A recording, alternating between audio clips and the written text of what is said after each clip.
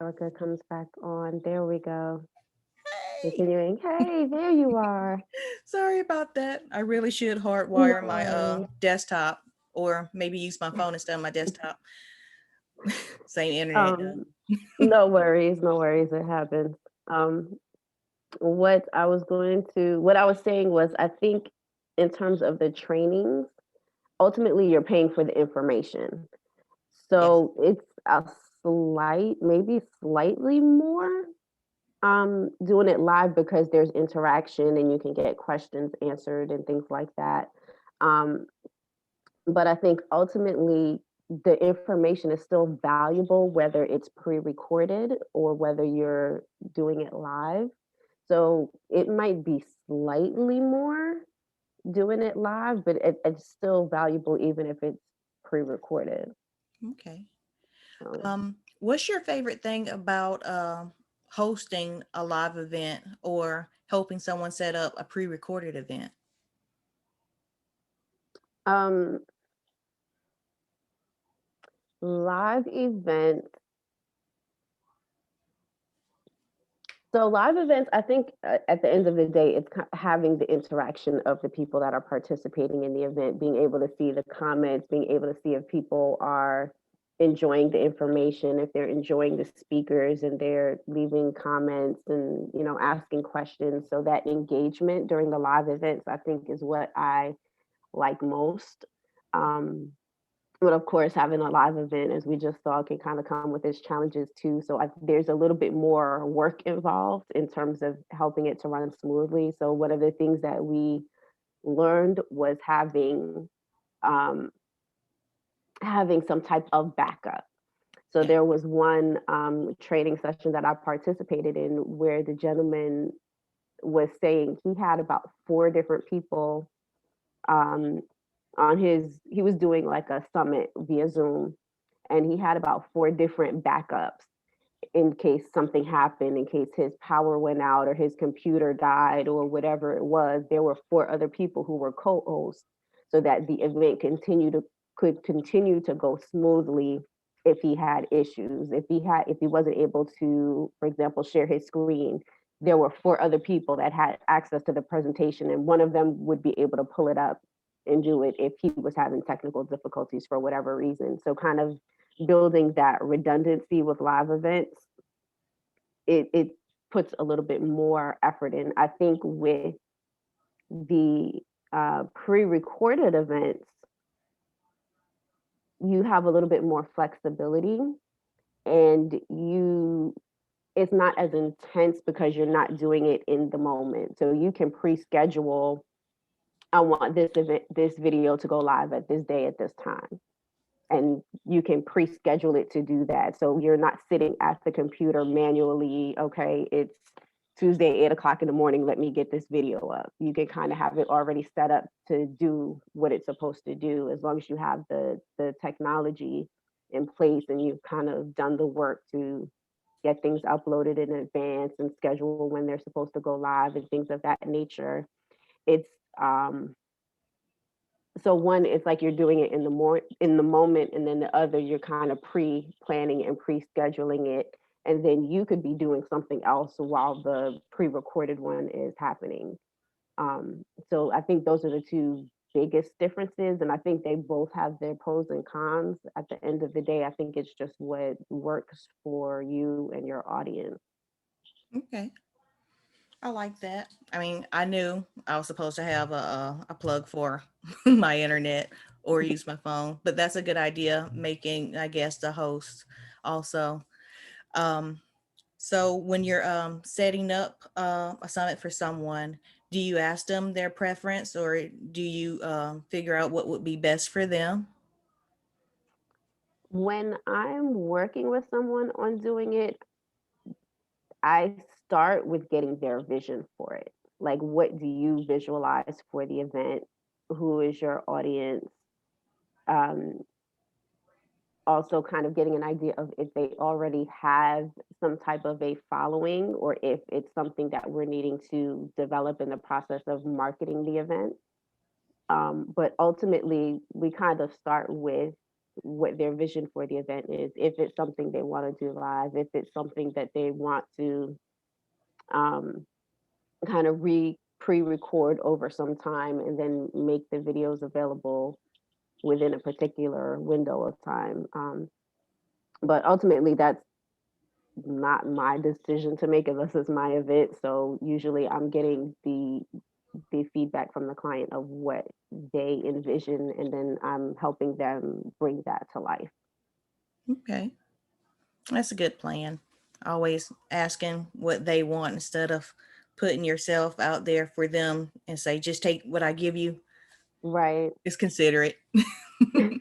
Yeah, so I definitely try to get what their vision is, and then sometimes there are people that are kind of like, I want to do this thing, but I don't really know what I want to do. Yeah. And in those instances, I might lay out their options and kind of say, okay, well, we can do a live event. This is what it would entail. This is what it looks like. We could do, recorded. This is what it would entail. This is what it would look like. We can set up this course and give them some options and let them make a decision based on what they feel like would work for them. Mm-hmm. But it's never me telling them, oh, you should do this or you should do that, because different things work for different people. Yeah. Um, so I either get what their vision is and help them execute their vision, or I might give them some suggestions to kind of help them figure out how they want to execute their idea, and then let them pick from those options. Okay. So you get their ideas and you lay out some options and you're almost done or you're done and they come back to you and say, I want to add this, this, this, and this. What do you do? Do you just add it or do you have to have another conversation? That is another conversation, especially if it's in process. Usually on the front end, I'm outlining specific tasks that I will be doing to help them execute the event. If they come back and they want to change something, then there would be a conversation about how that would affect the price of what we initially discussed. Because, when we had the initial conversation and you were considering hiring me, the proposal outlines, okay, this is the scope of work, these are the specific tasks I'm going to be doing. Um, and then if that's changing, then the price may change depending on how big of a change you're making and what would be entailed in doing that. So I would have to, have that conversation and say, we can do that, but it's going to be an additional cost. This is what I'm anticipating that cost is going to be. And then let them make a decision of, okay, I'm going to scratch that, or I think it's worth it, and I'll make that additional investment. Yeah. I worked with a guy who wanted a summit, went through my whole checklist, finished it. Then he wanted to add like previews for his speakers. I told him that would be an additional charge.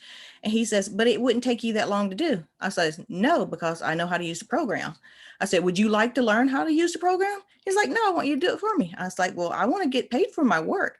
And he says, but if it doesn't take you that long, you shouldn't mind doing it. I was like, but I do mind, because if you show up for work and people don't pay you, wouldn't you be upset?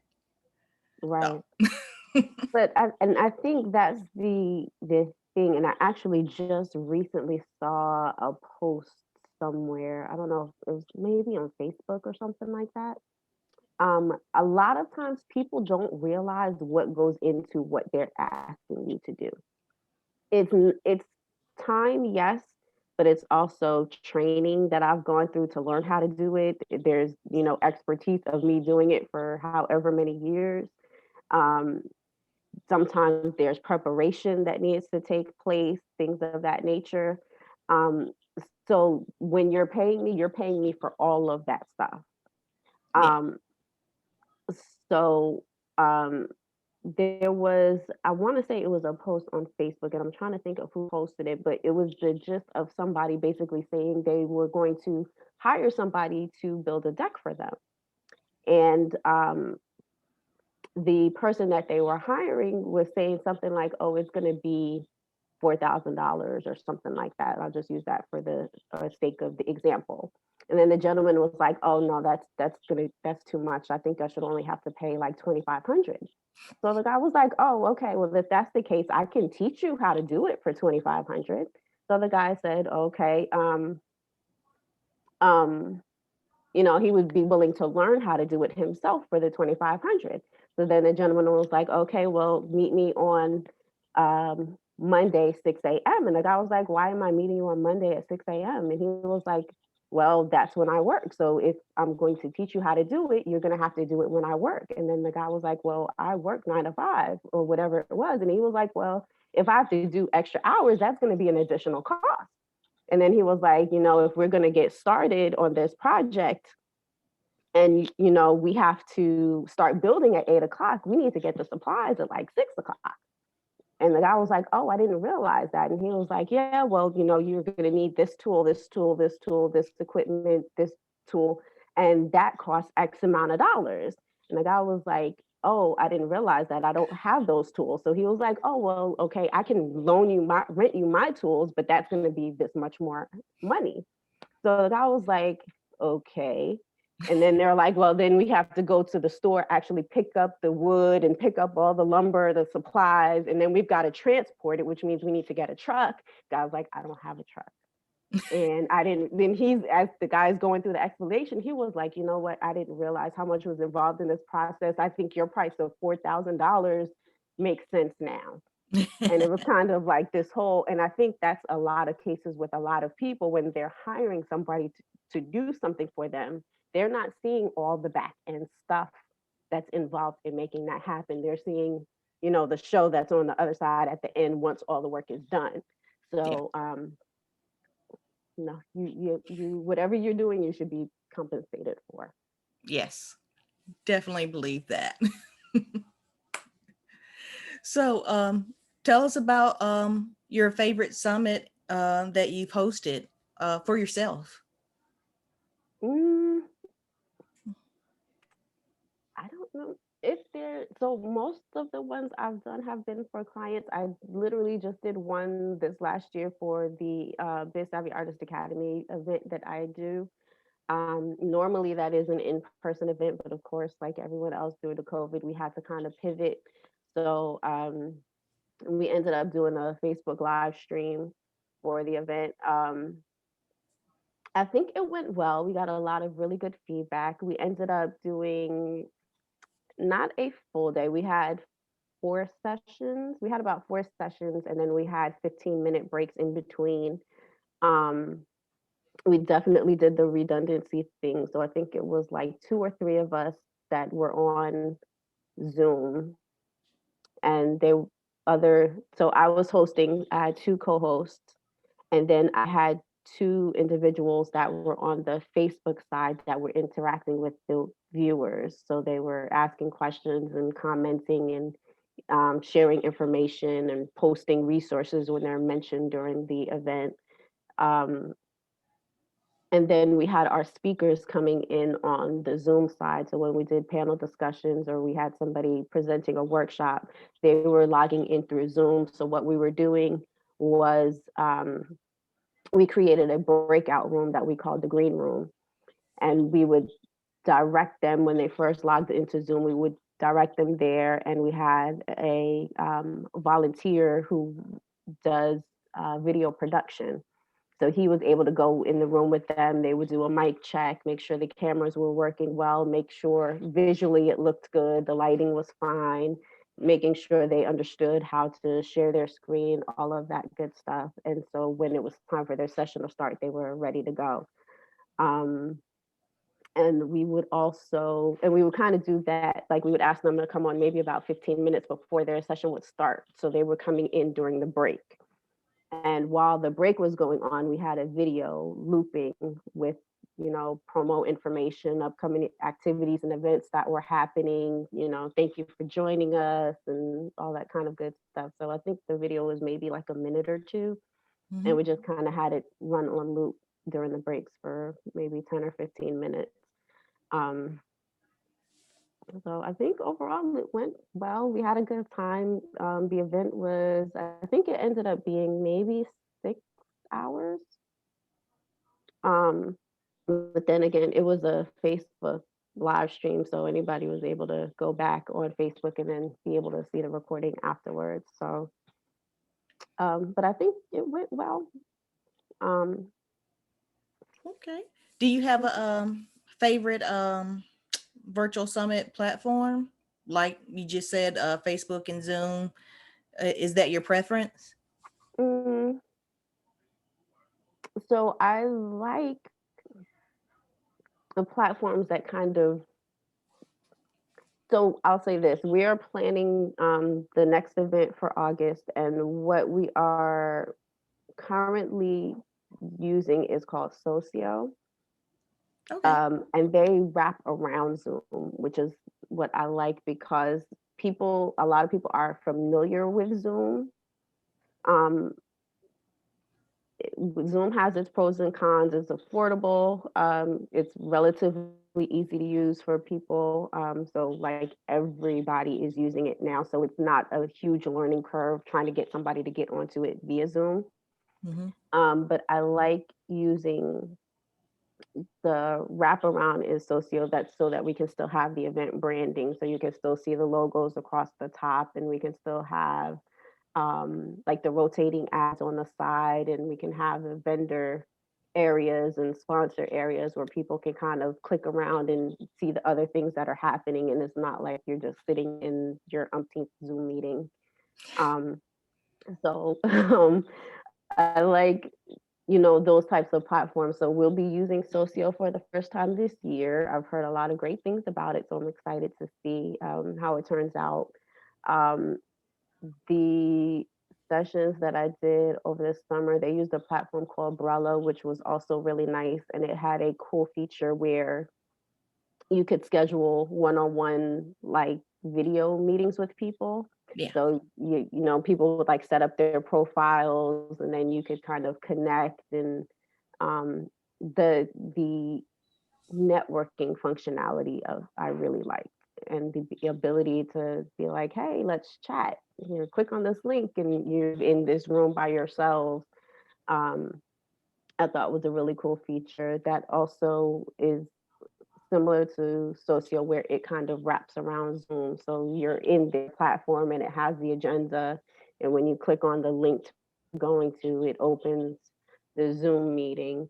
So that was another good platform that I've seen and used once. Um, so I'm still kind of identifying other good options. Understand. I recently picked up Air Meet, and it has a speed networking section.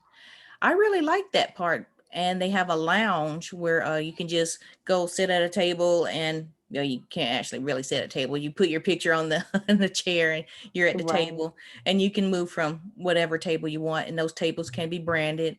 There's also a hall for sponsors. They can have their Mhm. own meetings. I thought that was nice. At the same time, I like the beginning of Zoom and Mhm. breakout rooms. Right. So it's hard. Do I want to start a summit with the beginning Zoom and then have them move to AirMeet so they can network? Maybe call it an after party or something like that. But yeah, I really like Zoom, but I do find it Mhm. hard to use other programs, and sometimes I think this is not Zoom, but I know that there's other benefits to using other programs. Right. And I think for me, that's kind of what I like, something that integrates them both, because you have the familiarity of Zoom and its functionality, Yeah, but then you have to, getting people to transition from one platform to another can be tricky, yeah. especially if you're dealing with people who are not particularly tech savvy. And I have a client who's actually doing that as we speak, where she's doing a show where she's doing conversations with people that she's worked with over the years as a performer. And the first part of the show she's been doing on Instagram, doing Instagram live interviews or conversations, I should say. And then she has like about an hour break Hmm. And she has everybody go over to Zoom, and then she shows like archive footage of some old shows that she'd done back in like the mid 80s, early 90s. Um, and we kind of tend to lose people between the Instagram and then the transition over to Zoom. So I prefer to kind of find a one stop, all in one type of platform that gives you the best of both worlds. Yeah. So you're in whatever the platform is that you're using, but then when it's time for the workshops and sessions, it opens the Zoom session for you. And then when you close out, you're still in this platform and you can still use that functionality to visit the vendors, to go interact with the sponsors, to network if that's what you want to do. So kind of, I like the idea of having like a system that does everything versus trying to have like 10 different things and have people hopping all over the place, because Yeah. you're bound to, one, you're bound to lose people in the process of trying to get them to move, and then two, it ends up being a headache because then you're like, oh, I can't get in here, I was in there and this worked fine, and then I'm trying to go over here and now I can't log in, or now I can't figure it out, or I lost the link, or I don't know where to go, and Yeah. one spot. Yeah. Um, I'm addicted to AppSumo, and I bought a lot of programs from there. Uh, Hmm. is the addiction real for you also? Are you a I'm getting there. I'm AppSumo? very familiar with AppSumo, and they have a lot of amazing products and tools and resources. I haven't quite gotten to that obsessive part yet, but I've seen a few Don't things do and it. I'm like, hmm. Don't fall in. Once you get one, you get hooked, I'm sure. Yes, that's exactly what happened to me. Hmm. But there is a program called Eventi, and it hooks up with Zoom and LinkedIn. So when you want to meet someone, you click on their picture profile and it take you to their LinkedIn page and you can ask them for a connection. I thought that was so neat. I think I bought it sometime last year. I haven't used it yet, Okay. but I think it's just the greatest thing. Right. Yeah. That definitely is um a good function to have. And I feel like even if you're not using that specific tool, there are workarounds. So Yeah, like a lot of times when you're using the platforms and it's one of the ones where someone can set up their profile, most of the time they have where you can add social links. So it'll give you space to, here's your Twitter link, here's your Facebook link, here's your, LinkedIn, and you can go through and connect yeah, that way. So I feel like for a lot of things there are kind of workarounds for it, but that is a cool function to be able to like have that integrated with it. yeah. I love LinkedIn. That's why I brought that up. The last Mm-hmm. event I was attending, every breakout room I was in, I would write down people's names and then find them in LinkedIn. I was like, we need to Mm-hmm. continue this. I do that all the time. Yeah. I like the one of the features that I have found very useful, particularly with Zoom, is being able to save the chat. So when I'm in a session that I like and it's a lot of good information being posted in the chat, I click those three little dots at the end, click save chat, and you have everything in the document, and then I can go back and follow the people I want to follow, and visit the websites I wanted to check out and all of that stuff. So that's like one really good feature for the virtual um, environment, and using Zoom. Yeah, because the chat can be a whole nother event by itself sometimes. Absolutely. So it's good to have someone watching the chat for you while you're hosting. Right. Yeah, for sure. We definitely, that's one of those like positions that is good to have if you have like a team of people that are working with you. And I highly recommend, if you're doing a virtual summit, a digital event, whatever it is, have like a couple of volunteers working with you so that you can have somebody that's doing that, that's monitoring the chat. Even if you're doing like a Facebook live stream, being able to have someone that's kind of in the chat and interacting and engaging with people is a huge benefit and a huge, I guess, plus to the event. Yeah. What are your thoughts on live streaming and being omnipresent? Should you do it? Is that something you recommend, or would you keep it like what I'm doing? It's only for this group, but I have considered making snippets and putting it on other socials, and I also considered making it omnipresent by putting it on all On other socials, like platforms. right now. Right.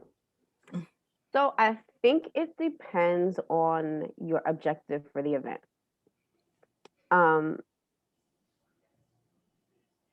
I think if it's something where you want it to be a bit more exclusive, if it's kind of something where there's a training or an educational component to it, that may not be something that you want posted everywhere.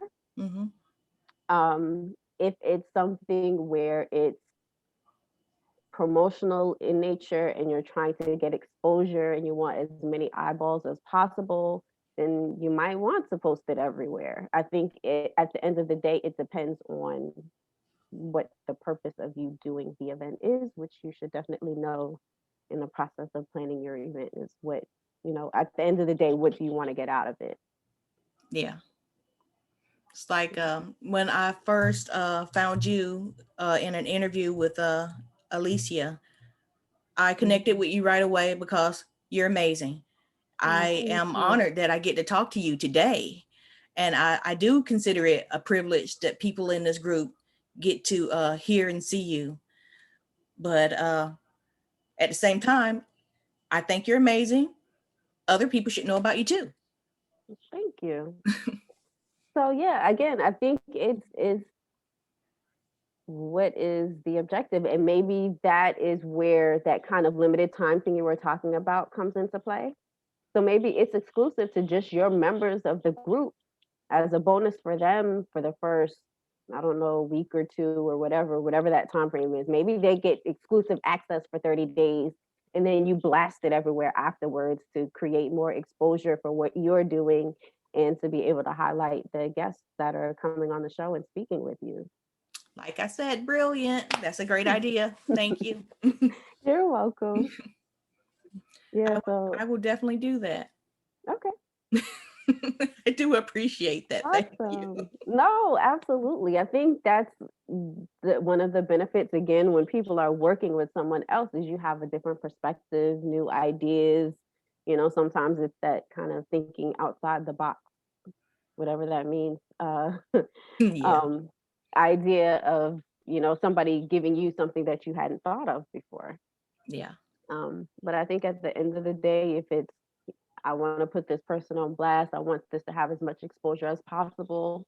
Post it everywhere. Use YouTube. You know what I'm saying? And there are so many different platforms that let you stream to multiple places. So it's not as complicated. Like I remember maybe even just a year ago where people would have like, okay, I'm using this device and this is streaming to Facebook, and then I'm using this device and this is streaming to Instagram, and then I'm using this device and this is streaming to YouTube. And now you have platforms that have been developed where it's the click of a button and you can say, okay, I want it to go to Twitter, I want it to go to Instagram Live, Facebook Live, YouTube, and Yeah. then you can still record it on Zoom.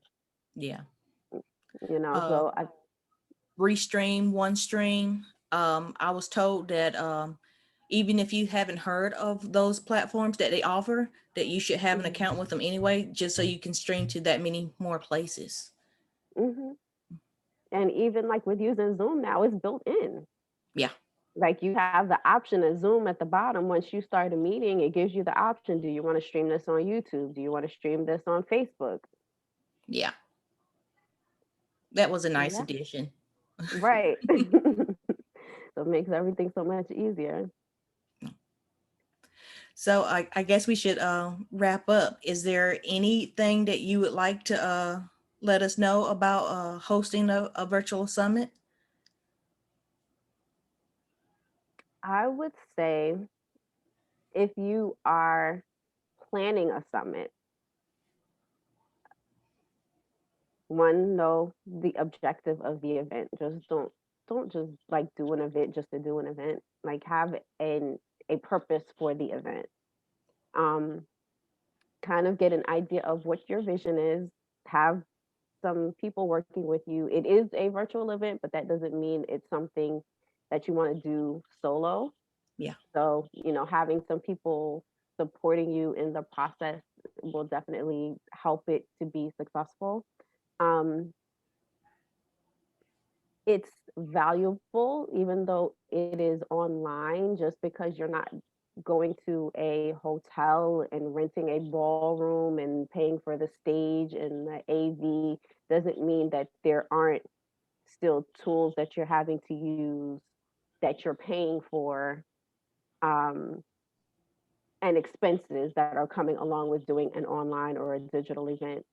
Um, so take that into consideration that there may still be some expenses and some costs associated with doing it, and then make sure what you are it reflects that. Okay.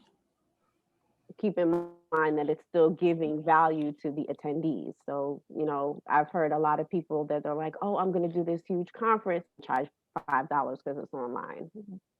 What? No, you can still charge like regular conference rates, even though it's an online event. There's still expenses, it's still your time. You're still going to be there for 3 days. Why would you only? Yeah. I heard from So, Eventbrite you should charge a minimum of $5. And my first guess is like, what's $5 gonna do? Eventbrite's just gonna take that all themselves. right, right. So, yeah, I mean, I think too, if people are investing in it, they're going to have more of a vested interest in participating in the event. Yeah. Like I've done two conferences over the years where I like was paying for. One was $150, one was 197. I made sure I was there, as much as was humanly possible. I made sure I got the recordings and all of that stuff. But there was, I'm not gonna pay $150, $197 for an event and just be like, yeah, I'm not gonna show up. Yeah. You know what I'm saying? So I think when it's a free event, a lot of times people register just for the sake of registering and then they don't show. If it's a nominal amount, they might feel like, it was only $5. Yeah. So I think kind of having that pricing in alignment with what the event objective and purpose and all of that stuff is, and of course making sure you're covering your expenses and hopefully making a profit is all coming into play. Yeah. Yeah. Oh, I gotta ask this. I know I said we're gonna wrap up, but I want to know your thoughts. Swag Okay. boxes, swag bags, saving money on not going anywhere, having to pay for a building. What do you think about spending that money on giving your attendees a swag box or bag? I Do love it. that concept. Okay. I think if you have the resources to do it and it makes sense for the event, by all means. Like, what's cooler than you paying for, first of all, people mostly get like bills in the mail. So one, they're probably going to be excited to get something that's not a bill, delivered to their door. And then two, it kind of adds to the vibe of it, especially if you're incorporating it into the event that you're doing. Yeah. So if it's like you're giving them like paraphernalia and it's like, okay, on the first day we're going to wear the shirts and everybody has their shirts on, or the next day, oh, we're doing hats, so everybody put your hats on. Like one of the ones I did, they did like, I guess, a Hawaiian theme and people had like leis that they were wearing, and then they used that to incorporate it into contests that were taking place during the event. So I think that adds another element of the engagement and interactivity. And I think it's like a cool perk for the people that register for your event to have these other items that are coming with participating in your event. Yeah. So yeah, so I think if it's something that you have the resources and bandwidth to do, do it. Just Yeah. make sure you incorporate that into the planning process. Like, don't try to do it like before the event happens. Like, you have to you Yeah. know, and make sure what you're putting in that bag or box makes sense. Like, I think this is one of those times where it's going to take a little bit more thought, where I've been to, I don't know how many live events where they gave you a bag and then the bag was full of flyers.